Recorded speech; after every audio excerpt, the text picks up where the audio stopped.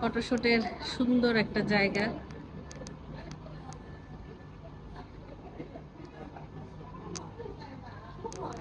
চারিপাশটা পিঙ্ক দিয়ে ভরপুর।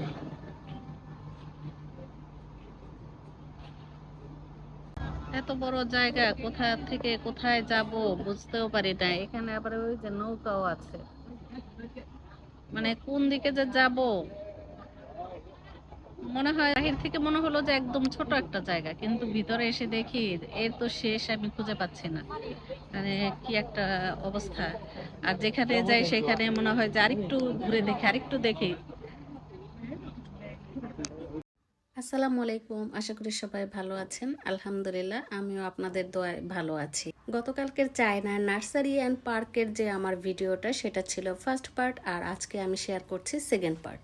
এমন সব স্টল নিয়ে বসে আছে। এখন যেহেতু তাদের একটা নিউ ইয়ার চলছে, অনেকের জন্য গিফট কেনা হচ্ছে। সে আবার এখানে বসে আছে, বসে বসে কি করছে জানি না, কি ধ্যান করছে।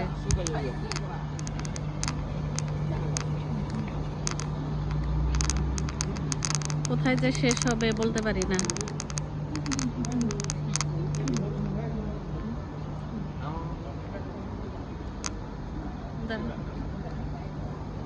ভিডিওটা যেহেতু আমার অনেক দিন আগের করা, তখন আমি চায়না ছিলাম, আর এখন যেহেতু বাংলাদেশে আছি, তাই আমার অনেকগুলো ভিডিও রেডি করা আছে। তাই ভাবলাম আস্তে আস্তে ভিডিওগুলো আপলোড করব আর আপনাদের সাথে শেয়ার করতে থাকবো, তাই আপলোড করা। চায়না যে আমার একটা জিনিস খুবই ভালো লেগেছে, এত বয়স্ক বয়স্ক মানুষগুলো কিন্তু খুবই বিনোদন নিতে পারে। তারা যে ছবি তোলে, সেই ছবি তোলার স্টাইলগুলো আমার কাছে ভীষণ ভালো লাগে।